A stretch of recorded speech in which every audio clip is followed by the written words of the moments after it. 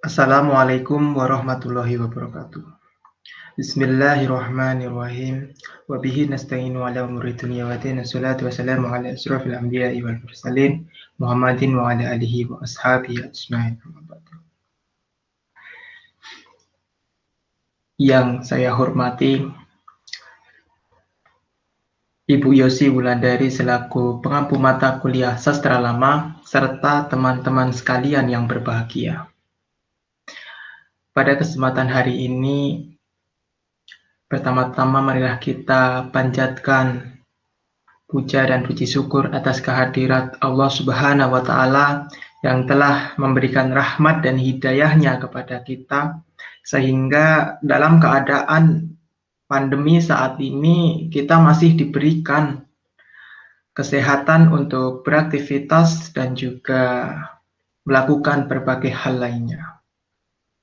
Tidak lupa sholawat serta salam marilah kita haturkan pada junjungan kita Nabi Muhammad SAW, para keluarganya dan juga sahabat-sahabatnya. Pada kesempatan hari ini kami dari kelompok 3 akan mempresentasikan salah satu sastra Jawa kuno yaitu suluk. Berikut adalah anggota kelompok kami.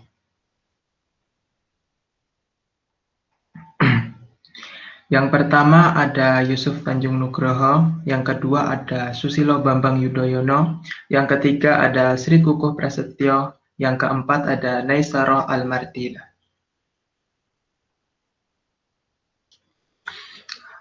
Daftar isi yang pertama ada definisi suluk, yang kedua ada sejarah suluk, yang ketiga ada ciri-ciri suluk, dan yang keempat adalah jenis-jenis suluk. Oke, untuk materi yang pertama akan disampaikan oleh Saudara Susilo Bambang Yudhoyono. Kepada Saudara Susilo Bambang Yudhoyono, kami persilahkan. Baik, terima kasih Mas Yusuf Tanjung Nugroho. Baik, saya akan menjelaskan mengenai definisi suluk. Yang pertama, sastra suluk sebagai salah satu ataupun merupakan salah satu jenis karya sastra Jawa kuno yang mengandung ajaran kerohanian tasawuf atau bernuansa tasawuf yang berupa petunjuk tentang keyakinan, sikap, tata cara yang dilakukan seseorang untuk mengenal hidup kesejatian di hadapan Sang Maha Pencipta atau untuk mencapai posisi sedekat-dekatnya dengan Tuhan. Selanjutnya, dalam memahami tasawuf, suluk juga diartikan sebagai perjalanan spiritual menuju Sang Sumber. Ini adalah metode perjalanan melalui berbagai keadaan dan kedudukan. Seseorang yang menempuh jalan ini disebut salik sang hamba yang telah jauh berjalan menuju Allah. Adalah yang telah bersungguh-sungguh menunjukkan penghambaannya kepada Allah. Selanjutnya ada definisi dari segi terminologi, yaitu perjalanan kerohanian menuju kepada Tuhan. Perjalanan di jalan spiritual menuju Sang Sumber di bawah bimbingan guru spiritual. Selanjutnya ada definisi menurut dari Al-Ghazali. Mengatakan bahwa suluk berarti menjernihkan akhlak, amal pengetahuan. Suluk dilakukan dengan cara aktif berkecimpung dengan amal lahir dan amal batin. Semua kesibukan hamba dicurahkan kepada Tuhannya dengan membersihkan batinnya untuk persiapan wusul kepadanya. Dari definisi tersebut, maka dapat kita simpulkan bahwa suluk merupakan tata cara ataupun tahap-tahap yang harus ditempuh untuk dapat sampai sedekat-dekatnya dengan Sang Pencipta. Tahap-tahap tersebut bisa berupa ataupun mencangkup pengosongan diri dari sifat-sifat buruk yang berupa perbuatan maksiat, baik yang bersifat lahir maupun batin. Keberhasilan perjuangan spiritual itu ditandai oleh terbukanya tabir atau hijab antara manusia dengan Sang Pencipta. Terima kasih, saya kembalikan kepada moderator Mas Yusuf Tanjung Nugroho. Oke, terima kasih. Berikut adalah penjelasan definisi dari Mas Susilo Bambang Yudhoyono. Untuk selanjutnya adalah sejarah suluk yang akan disampaikan oleh saya, Yusuf Tanjung Nugroho. Oke, sejarah suluk. Yang pertama, sejarah suluk ini akan saya bahas menjadi 6 subbab yang lebih kecil, yang dimulai dari awal mula perkembangan sastra suluk di Jawa sampai sastra suluk pada abad ke-20. Yang pertama adalah awal mula perkembangan sastra suluk di Jawa. Nah, kira-kira bagaimana perkembangannya sastra suluk bisa sampai ke Jawa, terus berkembang. Jadi, sastra suluk ini berkembang di Jawa sekitar abad ke-15 Masehi sampai 16 Masehi. Pada mulanya, sastra suluk ini berkembang di daerah pesisir, yang kala itu merupakan daerah kekuasaan pedagang-pedagang Muslim, baik dari Persia maupun dari Turki.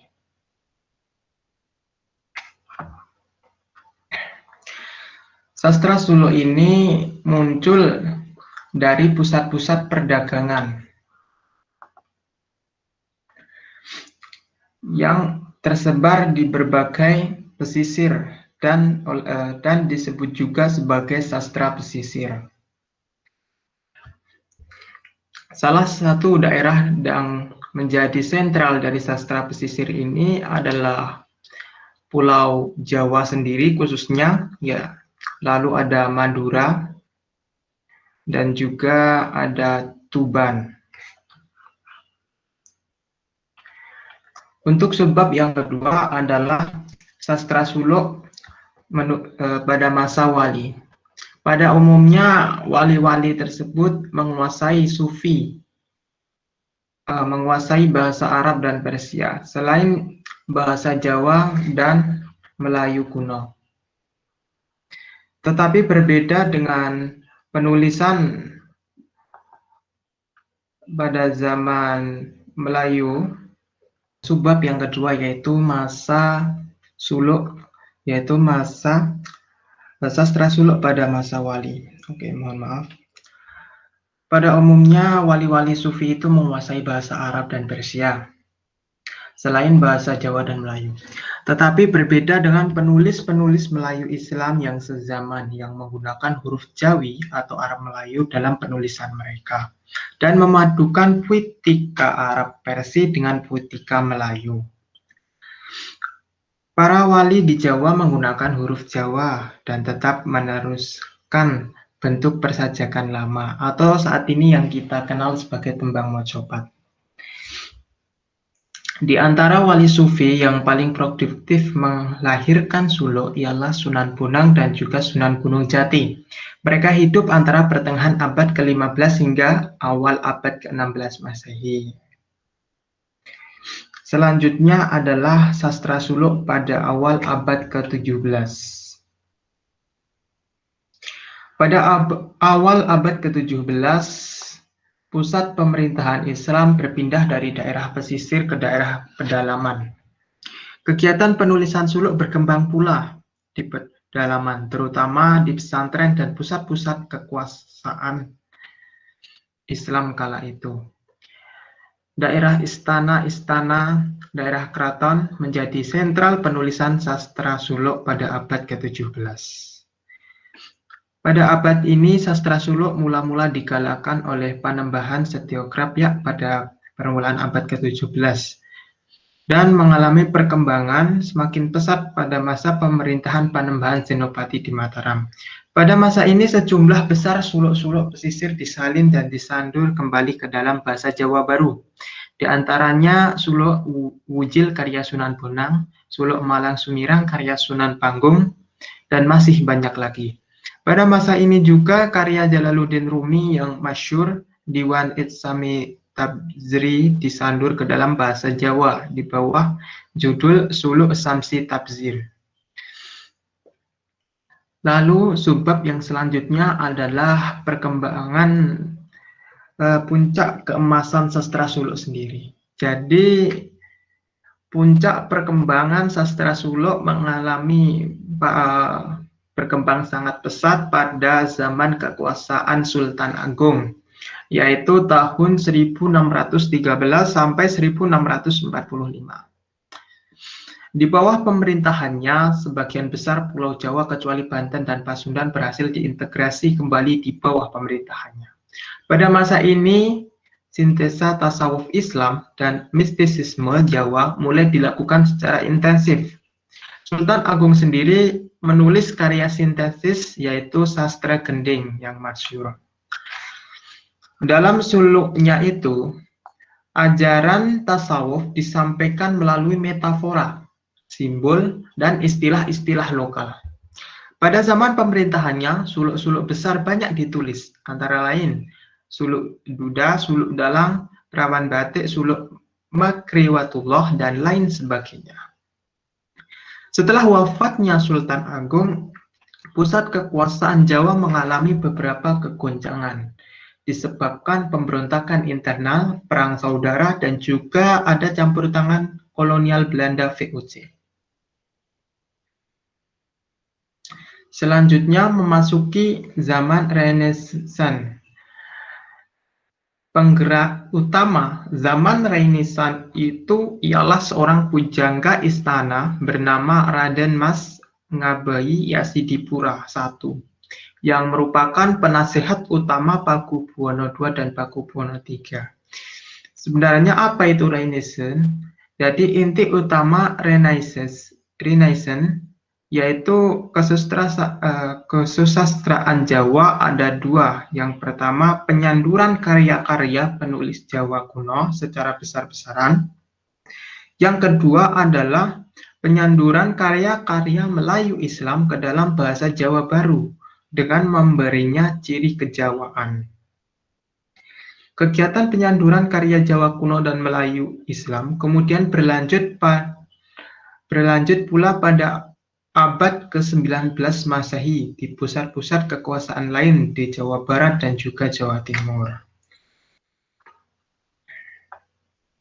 Di Jawa Barat, karya-karya tersebut disandur dalam bahasa Sunda, sedangkan di Jawa Timur, karya-karya tersebut disandur ke dalam bahasa Madura. Selanjutnya adalah sastra suluk pada abad ke-20. Penulisan suluk Jawa lain yang terkenal selepas Yasadipura II adalah putranya Yasadipura II dan Ranggawarsita. Keduanya merupakan penulis suluk yang prolifik sampai awal abad ke-20.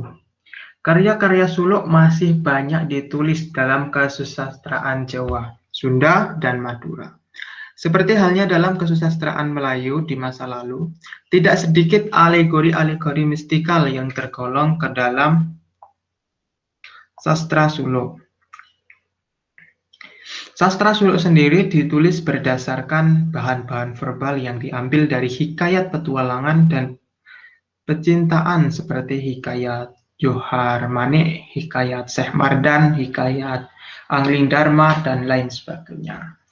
Tidak sedikit pula suluk-suluk klasik digubah kembali menggunakan bahasa Jawa baru. Ya, mungkin sekian sejarah suluk yang dapat saya sampaikan mulai dari awal sastra suluk masuk ke Indonesia, terutama di Pulau Jawa, hingga abad ke-20 Masehi. Untuk materi selanjutnya adalah ciri-ciri suluk yang akan disampaikan oleh Saudari Naisaroh Almardiah. Kepada Saudari Naisaroh Almardiah, kami persilahkan. Baik, Terima kasih atas waktunya. Di sini saya akan mempresentasikan mengenai ciri-ciri suluk yang dibagi menjadi 6. Yang pertama yaitu suluk kental dengan ajaran agama Islam, sesuai dengan isi sastra suluk yang mengandung tentang ajaran agama Islam. Kemudian yang kedua, suluk sering dihubungkan dengan tasawuf, di mana tasawuf merupakan pengembaraan atau perjalanan dalam rangka mencari makna hidup. Kemudian yang ketiga, suluk sering dianalogikan dengan yen sinuluk muluk. Nah, kata yen sinuluk muluk ini berasal dari bahasa Jawa yang artinya apabila semakin dikejar, maka akan semakin membumbung tinggi.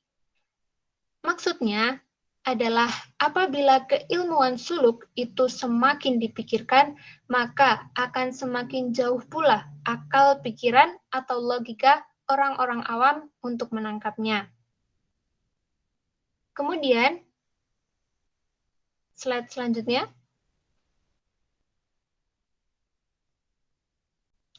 Kemudian nomor 4, hal-hal gaib